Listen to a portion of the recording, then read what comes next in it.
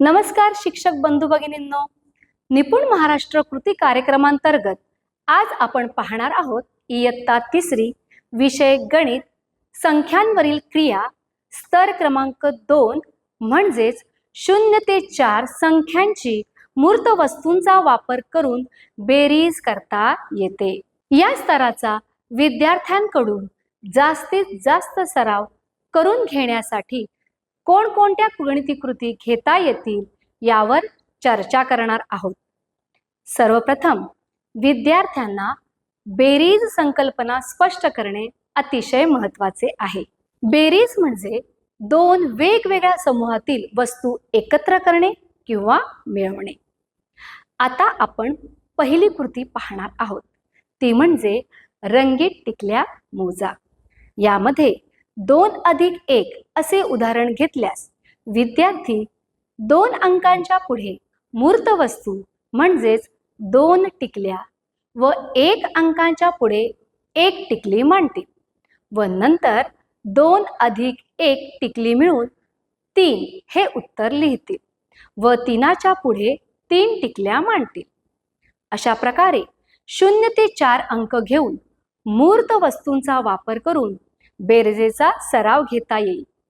यानंतर पुढची कृती आहे बेरीज आवाज। ही कृती 2 विद्यार्थी किंवा 2 गटात आपण घेऊ शकतो। यामध्ये एका गटाने 1 टाळी वाजवली व दुसऱ्या गटाने 2 टाळ्या वाजवल्या। आता एकूण किती टाळ्या वाजल्या? मग विद्यार्थी टाळ्या मोजून 3 हे उत्तर देतील। अशा प्रकारे टाळ्यांच्या माध्यमातून बेरजेचा सराव घेता येईल। यानंतर पुढची कृती आहे चित्र पूर्ण करा।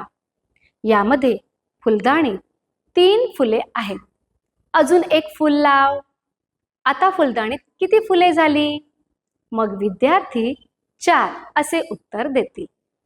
विद्यार्थ्यांना ही कृती फार आवडते। या कृतीतून विद्यार्थ्यांना सर्जनशीलतेसोबतच बेरजेची समज मिळते। यानंतर पुढची कृती आहे शून्य संकल्पनेवर आधारित बेरीज।